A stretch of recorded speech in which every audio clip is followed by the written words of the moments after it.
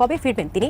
সাবেক প্রধানমন্ত্রী শেখ হাসিনা বাংলাদেশে ফিরবেন, তবে কোন প্রক্রিয়ায় শেখ হাসিনা ভারত থেকে দেশে ফিরবেন সে বিষয়টি তিনি তার বার্তায় উল্লেখ করেননি। আওয়ামী লীগ ফিরছে আগামী 19 জানুয়ারি সন্ধে 6টায় আওয়ামী লীগ সভানেত্রী প্রধানমন্ত্রী শেখ হাসিনা ভাষণ দেবেন। সাদিকুর রহমান হাশিমি তার বক্তব্যে বলেন, যারা খ্যাতিমান ইসলামিক স্কলার মিজানুর রহমান আজহারীর মাথা এনে দিতে পারবে তাদের জন্য তিনি 10 লক্ষ টাকা পুরস্কারের ঘোষণা দিয়েছেন। শেখ মুজিব সাধারণ ক্ষমা ঘোষণা করেছিলেন, শেখ হাসিনা এসে বিচার শুরু করেছিলেন। আজকে তারা যেভাবে আস্ফলন করে বেড়াচ্ছে, আমি মনে করি যে যুদ্ধ অপরাধীদের বিচার কন্টিনিউ করা দরকার রয়েছে। আজকে তাদের দোসররা বলে যে 72কে সংবিধানকে ফেলে দিতে। আসসালামু আলাইকুম দর্শক, নতুন একটা সংবাদে আপনাদের আবারও স্বাগত। দর্শক, বর্তমান বাংলাদেশের যে রাজনৈতিক অবস্থা এবং যে প্রেক্ষাপট চলছে তারই আলোকে কয়েকটি ভিডিও নিয়ে আপনাদের সামনে হাজির হয়েছি। দর্শক, ভিডিও শুরুটা দেখে হয়তো বুঝতে পেরেছেন আজকের খবরটা কতটা গুরুত্বপূর্ণ হতে চলেছে, তাই যারা ভিডিওটি অন করেছেন তারা না টেনে পুরো ভিডিওটি দেখতে থাকুন, তাহলে মূল বিষয়টি বুঝতে পারবেন। দর্শক, আর যারা এখন আমার চ্যানেলটি সাবস্ক্রাইব করেনি তারা দয়া করে চ্যানেলটি সাবস্ক্রাইব করুন। তো দর্শক, বেশি কথা আর বলবো না, চলুন ফিরে যাই আজকের নতুন খবরে, দেখি কি আছে আমাদের তাজা খবরে। চলুন।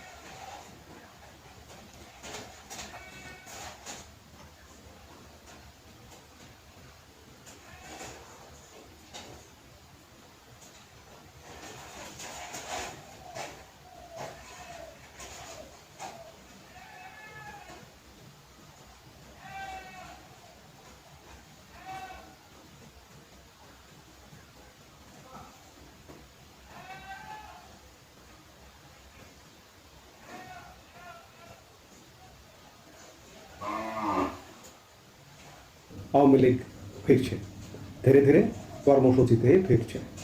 আগামী 19 জানুয়ারি সন্ধে 6টায় ভার্চুয়ালি আওয়ামী লীগ নেতাকর্মীদের উদ্দেশ্যে আওয়ামী লীগ প্রধান, আওয়ামী লীগ সভানেত্রী প্রধানমন্ত্রী শেখ হাসিনা ভাষণ দেবেন, এমনটাই আমরা জানলাম। এবং এটি গণমাধ্যমেও খবর এসছে, বিবিসি বাংলায় বিশেষ করে খবর এসছে, এবং এরকম একটি পোস্টারও দেখলাম। আসলে আওয়ামী লীগের তো ফিরতেই হবে, কারণ এই মুহূর্তে যদি আপনাকে জিজ্ঞেস করি আপনি বাংলাদেশের মানুষ কেমন আছেন, বলতে পারবেন আপনি কেমন আছেন? আপনি ভালো নেই, আমি ভালো নেই। বাংলাদেশের এই রূপ কখনো আমি দেখতে চাইনি, আমাকে সেই রূপ দেখতে হচ্ছে, যার কারণে আমি ভালো নেই। কাজেই সঙ্গত কারণেই আওয়ামী লীগ ফিরতে হবে, আওয়ামী লীগ ফিরবে। শেখ হাসিনা কর্মসূচি নিয়ে ফিরছেন এবং শেখ হাসিনা ফিরছেন। এই যে শেখ হাসিনাকে ফ্যাসিস্ট বলা হচ্ছে, দুর্নীতিবাজ বলা হচ্ছে, এটা সেটা বিভিন্ন কিছু বিভিন্ন প্রপাগান্ডাই তাকে আখ্যায়িত করা হচ্ছে, কিন্তু শেখ হাসিনাই ফিরছেন। আমি শেখ হাসিনা আওয়ামী লীগের প্রাসঙ্গিকতা নিয়ে শেখ হাসিনাকে নিয়ে একটা জরিপ করেছিলাম। প্রায় 100% কাছাকাছি মানুষ আওয়ামী লীগ প্রধান হিসেবে শেখ হাসিনাকেই চায়। আমি জরিপ ফলাফলটি দেব, ঠিক পরের ভিডিওতেই দেব, কিন্তু শেখ হাসিনা এখনও অবশ্যম্ভাবী। কেন? আসলে সত্যিকার অর্থে শেখ হাসিনা হয়তো একটু ধীরে জননীতিতে চলবার কারণে তার পরিবারের মধ্য থেকে কাউকে রাজনৈতিকভাবে উপযুক্ত করেননি, যার কারণে এখনো পর্যন্ত আওয়ামী লীগের প্রাসঙ্গিক হচ্ছে শেখ হাসিনা, এবং শেখ হাসিনাই আওয়ামী লীগকে গোছাবেন এবং আওয়ামী লীগকে ক্ষমতায় নিয়ে যাবেন আবার। সেই জায়গা থেকে শেখ হাসিনা ফিরছে। বিবিসি বাংলা বলছে শেখ হাসিনার আসন্ন ভার্চুয়াল বৈঠক ঘিরে আওয়ামী লীগে কি চলছে। আমি খানিক আগে যেটি বললাম যে ভার্চুয়ালি তিনি নেতাকর্মীদের উদ্দেশ্যে আগামী 19 জানুয়ারি রোববার সন্ধ্যে 6টায় বক্তব্য দেবেন, এবং এই বক্তব্যটি হবে প্রেরণা, এবং এই বক্তব্যটি হবে আওয়ামী লীগের ঘুরে দাঁড়ানোর, সারা বাংলাদেশের আওয়ামী লীগের নেতাকর্মীদেরকে দিক নির্দেশনা দেবেন বলেই ধারণা পাওয়া যাচ্ছে। তবে উদ্যোগটি এমন সময় নেওয়া হয়েছে যে সময় দলটির সিনিয়র নেতাদের প্রায় সবাই জেলে কিংবা আত্মগোপনে। অন্যদিকে আত্মগোপনে থাকা সিনিয়র নেতাদের বিরুদ্ধে দলের কর্মীদের অনেকেই সামাজিক মাধ্যমে পোস্ট দিয়ে তীব্র ক্ষোভ ও অসন্তোষ প্রকাশ করতে দেখা গেছে। করা উচিত অবশ্যই, যাদের কারণে আজকে আওয়ামী লীগের এই ধারাডুবি, আওয়ামী লীগের এই ভয়াবহ পরিণতি, এই ভয়াবহ অবস্থা, তাদেরকে ক্ষোভ প্রকাশ করতেই হবে। এবং আমি সারা দেশের নেতাকর্মীদের বলবো যে আপনারা এই ক্ষোভটা জারি রাখবেন, একজন বিতর্কিতও যেন আগামীর আওয়ামী লীগে স্থান না পায়। আমি একই সাথে আরেকটি কথা বলতে চাই যে আওয়ামী লীগে বাংলাদেশে যে 300টি সংসদীয় আসন সংরক্ষিত পরের ব্যাপার, নির্বাচিত হয় যে 300টি সংসদীয় আসন, এই 300টি আসনের আমি ধারণা করি এক একটা জমিদারি পত্তন হয়েছে একটা এলাকায়। এই জমিদারি পত্তন বিলোপ করতে হবে। প্রায় 100% আওয়ামী লীগের এমপিদের পাল্টাতে হবে। শতভাগ যদি নাও পারা যায়, কমপক্ষে 250 এমপি পাল্টাতে হবে। এর সাথে আমি এই কথাটা যোগ করতে চাই, কারণ নেত্রী সবই জানেন, শেখ হাসিনা সবই জানেন যে সারা বাংলাদেশে কি, কিন্তু কোনোভাবেই এদেরকে কন্ট্রোল করা এক প্রকার অসম্ভব ছিল, অসম্ভব হয়ে পড়েছিল। যার কারণে আজকে এই অবস্থা হয়েছে। আওয়ামী লীগ নেতারা জেলে, আওয়ামী লীগ নেতারা পলাতক, আওয়ামী লীগ নেতাদের খুঁজে পাওয়া যাচ্ছে না। আজকে 5-6 মাস হয়ে যেতে প্রশ্ন, আওয়ামী লীগকে সংগঠন হিসেবে খুঁজে পাওয়া যাচ্ছে না। এবং প্রতিপক্ষ, শত্রুপক্ষ আওয়ামী লীগকে দাঁড়াতে দিচ্ছে না। কেন দাঁড়াতে দিচ্ছে না? এই দুর্বৃত্তদের কারণে, এই দুর্বৃত্তদের আচার আচরণে। কেন বাংলাদেশে কি একটা পরিচ্ছন্ন রাজনীতি হতে পারে না? অবশ্যই হতে পারে, কিন্তু দুর্বৃত্ত মুক্ত আওয়ামী লীগ গঠন করতে হবে, আগামীর আওয়ামী লীগ। এছাড়া আওয়ামী লীগ ঘুরে দাঁড়াতে পারবে না। সাথে এটিও বলি, আমি এই মুহূর্তে আওয়ামী লীগের যে অবস্থা, আওয়ামী লীগ তুমুল জনপ্রিয়। আওয়ামী লীগ, আমি বারবার বলি, এটি বারবার বলবো, আওয়ামী লীগের নেতাকর্মীদের, সারা দেশের নেতাকর্মীরা যে কি ভয়াবহ অসহায় অবস্থায় আছে, তাদের প্রেরণার জন্য বলবো, আওয়ামী লীগ তুমুল জনপ্রিয়। 5 অগাস্ট এবং 5 আগস্ট পূর্ববর্তী সময়েও আওয়ামী লীগ এতটা জনপ্রিয় ছিল না। আজকে আওয়ামী লীগ পতনের 5 মাস 6 মাস পরে এসে আওয়ামী লীগ অন্যরকম জনপ্রিয়, ভিন্ন মাত্রার জনপ্রিয়। এমনকি 2009 সালে যে জনপ্রিয়তা নিয়ে ভূমিদল বিজয় নিয়ে আওয়ামী লীগ ক্ষমতায় এসেছিল, তার থেকে আজকের দিনে আওয়ামী লীগ জনপ্রিয়। এটি আমার মুখের কথা না, দেশি বিদেশি আন্তর্জাতিক গণমাধ্যম, আমার নিজস্ব জরিপ, সব কিছু মিলে আওয়ামী লীগ এতটা জনপ্রিয়। কেন জনপ্রিয়? আওয়ামী লীগ কি নিজের যোগ্যতায় জনপ্রিয়? বিগত 5-6 মাস আওয়ামী লীগ কি কাজ করেছে যে আওয়ামী লীগ হঠাৎ করে জনপ্রিয় হবে? কিচ্ছু করার দরকার নেই। মানুষ শুধুমাত্র কম্পেয়ার করছে যে আওয়ামী লীগের সময় কেমন ছিলাম আমি সামাজিকভাবে, সামাজিক নিরাপত্তায়, আমার জীবনযাত্রার ব্যয় কেমন ছিল, আমার কাজকর্ম, আমি কোনো অফিস আদালতে গেলে কাজকর্মটা কতটা সহজে করতে পারতাম, এগুলো মানুষ তুলনা করছে। সরকার, এই যে একটা দখলদার সরকার, সরকারটি বসে আছে, এই সরকারটি যত ব্যর্থ হচ্ছে, এই সরকারকে ব্যর্থতার আলাপ করে শেষ করা যায় না। এই যে শিক্ষার্থীদের হাতে বই দিতে পারে না, শিক্ষা উপদেষ্টা স্বয়ং বলছেন যে শিক্ষার্থীরা কবে বই পাবেন, কবে বই পাবে তিনি জানেন না। কোন বাংলাদেশে এসে পৌঁছেছি? আজকে 2025-এর জানুয়ারি মাস, আপনি 1 বস্তা চাল কিনতে প্রায় 3800 বা 4000 টাকা ব্যয় করছেন, ভালো মানের চাল। কিন্তু 2024 সালের জানুয়ারি মাসে আপনি চাল কিনেছেন, ভালো মানের চাল, 3300 টাকায়। কোথায় আছেন? কোথায় নেমে গেছে জীবনযাত্রার ব্যয়? কোনো কিছুতে কন্ট্রোল নেই। এটি গেল সরকারের। আরেকটি বলি, যে রাজনৈতিক দল, বাংলাদেশে যে ক্রিয়াশীল রাজনৈতিক দল যারা আছে, সব ম্যাক্সিমাম বাংলাদেশকে একটা পাকিস্তানি ভাবধারায় নিয়ে যেতে চাইছে। ডালিমদের, মেজর ডালিমদের উত্থান ঘটাতে চাইছে বিএনপি। আমরা বিএনপিতে অনেক মুক্তিযোদ্ধা আছে, এটাই মানতে চাই, কিন্তু বিএনপি মুক্তিযুদ্ধের জায়গায় ভূমিকা পালন করতে পারছে না। বিএনপি নানা রকম বিতর্কিত কর্মকাণ্ডে জড়িয়ে গেছে ইতোমধ্যে। আর জামাত তো সুকৌশলে সব দখলে নিয়েছে, প্রশাসন থেকে শুরু করে, গণমাধ্যম থেকে শুরু করে, সরকারি গণমাধ্যম থেকে শুরু করে, বিশ্ববিদ্যালয় থেকে শুরু করে, ইন্টেলেকচুয়াল জায়গা, নির্বাচন কমিশন, এমন কোনো জায়গা নেই জামাত ইন্টেলেকচুয়াল জায়গাগুলো দখলে নেয়নি। এবং তারা পরিকল্পনা করছে আগামী নির্বাচন হবে ইঞ্জিনিয়ারিংয়ের নির্বাচন, আওয়ামী লীগকে অংশগ্রহণ করতে দেওয়া হবে না। কিন্তু বাস্তবতা হচ্ছে আওয়ামী লীগ অংশগ্রহণ করবে। সারা দেশের নেতাকর্মীদের প্রেরণার জন্য এটিও বলতে চাই, আপনাদের যে যেখানে আছেন সেভাবে প্রস্তুতি নিন এবং সত্যের পথে প্রস্তুতি নেন, ন্যায়ের পথে প্রস্তুতি নেন। সত্য ন্যায়নিষ্ঠ নেতাকর্মী আপনারা নির্বাচন করুন। আপনারা মনে মনে সিলেক্ট করুন যে এই লোককে আমরা নেতা হিসেবে চাই। দুর্নীতিবাজ, দুর্বৃত্তদের ফেলাই দিন। নির্বাচন আসছে, আওয়ামী লীগ নির্বাচনে অংশগ্রহণ করবে, করতে দিতে হবে। কারণ হচ্ছে সারা বিশ্ব আছে, সারা বিশ্ব আওয়ামী লীগের সাথে আছে। ভারত আওয়ামী লীগের সাথে আছে, শেখ হাসিনার সাথে আছে, মানে সারা বিশ্ব আওয়ামী লীগের সাথে আছে। সেই জায়গায় আমি যেটি দিয়ে শুরু করেছিলাম কথা, যে আওয়ামী লীগ ফিরছে এবং তুমুলভাবে ফিরছে, তীব্রভাবে ফিরছে। আমি কদিন আগের বক্তব্যেও বলেছি যে আওয়ামী লীগের যে এই যে জনপ্রিয়তা এখন, এটি কি ক্যাশ করতে পারবে? অবশ্যই পারবে, পারতে হবে। এই পারবারই প্রাথমিক পদক্ষেপ হিসেবে আগামী 19 জানুয়ারি আওয়ামী লীগ সভানেত্রী শেখ হাসিনা, প্রধানমন্ত্রী শেখ হাসিনা নেতাকর্মীদের উদ্দেশ্যে ভার্চুয়ালি বক্তব্য দেবেন এবং তিনি সুস্পষ্ট নির্দেশনা দেবেন, সেটাই প্রত্যাশা করা যাচ্ছে। তো আমরা চাই আওয়ামী লীগ ফিরুক, কারণ আমরা এই বাংলাদেশ দেখতে চাই না। কারণ আমরা বিএনপির কাছে প্রত্যাশা করলেও আমাদের প্রত্যাশা পূরণ হচ্ছে না। বাংলাদেশের স্বাধীনতা, অখণ্ডতা রক্ষার জায়গায় বিএনপি সেই ভূমিকায় অবতীর্ণ হতে পারছে না। ছাত্র জনতার গণ অভ্যুত্থানে পালিয়ে যায় শেখ হাসিনা। এরপর থেকেই তার ফিরে আসার অপেক্ষায় আওয়ামী লীগ। তবে দীর্ঘ 1.5 যুগেরও বেশি শাসন আমলে যে হত্যাযজ্ঞ চালানো হয়েছে, সেই বিচারের মুখোমুখি না হয়ে কি করে ফিরবেন শেখ হাসিনা, এমন প্রশ্ন বিভিন্ন মহলে। এরই মধ্যে শেখ হাসিনার ফিরে আসার বার্তা দিলেন আওয়ামী লীগের সাংগঠনিক সম্পাদক শফিউল আলম চৌধুরী নাদেল। তাহলে কবে ফিরবেন তিনি, জানাচ্ছেন সহকর্মী মোহাম্মদ সোহাগ বিশ্বাস। India is our tested friend during our liberation war. They supported us. When we lost our whole family, father, mother, brothers, everyone, only we two survived. So they gave me shelter. গত কয়েকদিন ধরে আওয়ামী লীগের নেতারা দাবি করছেন শেখ হাসিনা জানুয়ারিতেই ফিরে আসবে। এমন একটি ভিডিও নানাভাবে সামাজিক যোগাযোগ মাধ্যমে ছড়ানো হচ্ছে। যদিও পুরনো ভিডিও জোড়াতালি দিয়ে ওই ভিডিও বানিয়ে প্রোপাগান্ডা ছড়াচ্ছে দলটির নেতাকর্মীরা। শেখ হাসিনার ফিরে আসা কিংবা তাকে ফিরিয়ে আনা নিয়ে যখন দেশের মধ্যে ব্যাপক আলোচনা চলছে, ঠিক তখনই বাংলাদেশ আওয়ামী লীগের সাংগঠনিক সম্পাদক শফিউল আলম চৌধুরী নাদেল বলেছেন, মার্চের আগেই সাবেক প্রধানমন্ত্রী শেখ হাসিনা বাংলাদেশে ফিরবেন।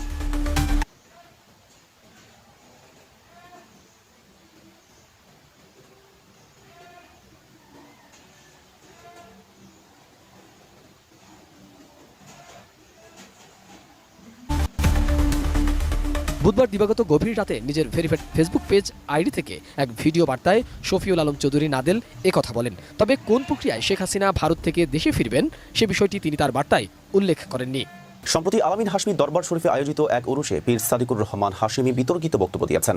তার দাবি অনুযায়ী যারা খ্যাতিমান ইসলামিক স্কলার মিজানুর রহমান আজহারির মাথা এনে দিতে পারবে তাদের জন্য তিনি 10 লক্ষ টাকা পুরস্কার ঘোষণা দিয়েছেন। তার এমন বক্তব্য সামাজিক এবং ধর্মীয় মহলে ব্যাপক আলোচনা এবং সমালোচনার জন্ম দিয়েছে।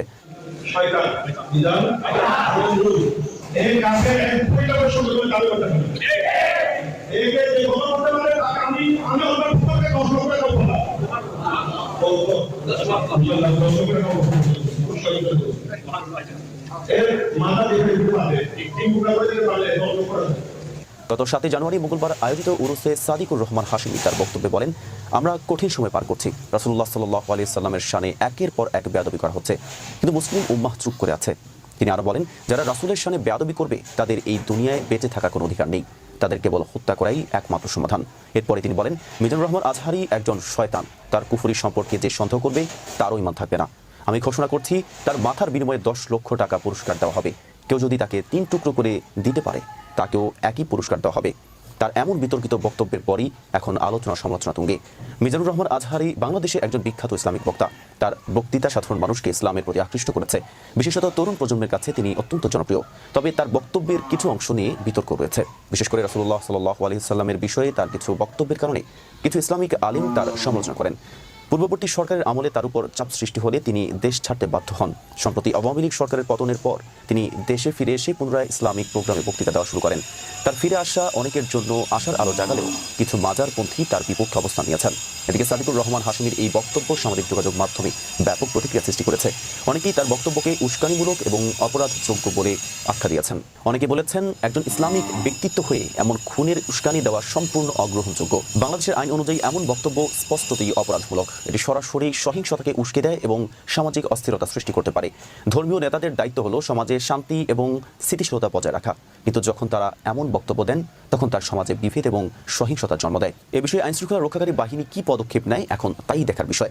বাংলাদেশের মতো একটি বহুজাতিক ও ধর্মীয়ভাবে সংবেদনশীল দেশে ধর্মীয় নেতাদের এমন উস্কানিমূলক বক্তব্য কোনোভাবেই গ্রহণযোগ্য নয়। ধর্মীয় বিষয় নিয়ে কোনো বিভাজন বা সহিংসতা যাতে সমাজে প্রভাব ফেলতে না পারে সেটি নিশ্চিত করা সবার দায়িত্ব। জামাত ইসলাম একটি ধর্মান্ধ, একটি উগ্রপন্থী দল। তারা ধর্মকে নিয়ে ব্যবসা করতে চায়। আর পরিষ্কার স্পষ্ট কথা আমি কয়েকদিন আগে বলেছিলাম যে যারা ধর্ম ব্যবসায়ী তারা ধার্মিক নয়। আর ধার্মিক তারাই যারা ধর্মভীরু এবং যারা আল্লাহকে ভয় করে। বন্ধুরা আমার, আমি আজকের মাননীয় সভাপতি এবং মাননীয় প্রধানমন্ত্রীর দৃষ্টি আকর্ষণ করে বলতে চাই, আমার এলাকায় বিশিষ্ট ক্যাপ্টেন জাহাঙ্গীর সাহেব সাহিত্য রয়েছেন। 1971 সালের 14 ডিসেম্বর উনি রাজাকারদের দ্বারা নিহত হয়েছেন, পাকিস্তানি সেনাবাহিনীর দ্বারা নিহত হন নাই। শেখ মুজিব সাধারণ ক্ষমা ঘোষণা করেছিলেন, শেখ হাসিনা শেখ বিচার শুরু করেছিলেন। আজকে তারা যেভাবে আস্ফলন করে বেড়াচ্ছে, আমি মনে করি যে যুদ্ধ অপরাধীদের বিচার কন্টিনিউ করা দরকার রয়েছে।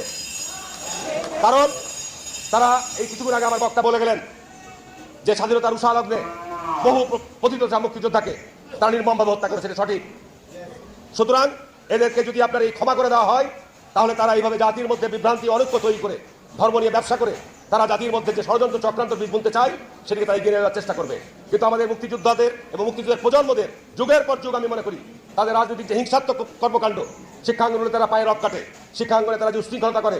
শহীদ রাষ্ট্রপতি জিয়া রহমান একজন বীর মুক্তিযোদ্ধা শুধু নয়, উনি বাংলাদেশের রণাঙ্গনে শুধু একজন যোদ্ধাই নয়, উনি বাংলাদেশকে গড়ে তোলার জন্য যে সংবিধান প্রণয়ন করেছিলেন, সকল রাজনৈতিক মত এবং পথকে উনি সমবেত করার সুযোগ দিয়েছিলেন। আজকে তাদের দোসররা বলে যে 72কে সংবিধানকে ফেলে দিতে হবে। যারা সৃষ্টিকে, যারা জন্মকে অস্বীকার করে, আমি মনে করি তারা বেজন্মা, তাহলে জন্মের কোনো ঠিকানা নাই। সুতরাং এই বিষয়গুলো সম্পর্কে আমাদের সজাগ এবং সতর্ক থাকতে হবে। আমাদের নতুন প্রজন্মের ছেলেদের মধ্যে তাদের এই ধরনের কর্মকাণ্ডের ব্যাপারে আমাদের আরো বেশি এই মুক্তিযোদ্ধা এবং মুক্তিযোদ্ধার প্রজন্মদেরকে আরো বেশি সজাগ এবং সতর্ক থাকতে হবে। আপনারা নিশ্চয়ই লক্ষ্য করেছেন এই কিছুদিন আগে এই 5ই আগস্টের পর হিন্দুদের সবচেয়ে বড় ধর্মীয় উৎসব দুর্গাপূজা অনুষ্ঠিত হয়েছে। সেখানে বহু জায়গায় আমি আজ জামাত ইসলামের সাথে যে কোনো ডিবেট করতে চাই, কত বড় তাদের আলেমরা রয়েছে, কোরআনের এবং হাদিসের কোন ব্যাখ্যায় রয়েছে যে আপনার পূজা মণ্ডপ পরিদর্শন করে গিয়ে আলেম ওলামাদের বেশ ধারণ করে সেখানে গিয়ে আপনি গীতা পাঠ করবেন?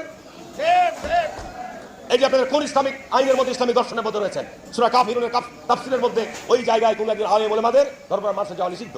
তার কারণ জমিনের মধ্যে সবচাইতে বড় আপনার শিরকি পূজা হয় আপনার দুর্গা পূজা। সেখানে ওনারা যে আপনার ইসলামিক গজল গাইতে শুরু করছেন চিরা আগে, কি ব্যবস্থা নিয়েছেন এই সমস্ত আলেমদের বিরুদ্ধে? এই সমস্ত আপনাদের তথাকথিত ভুয়া আলেমদের বিরুদ্ধে কি ব্যবস্থা গ্রহণ করেছেন?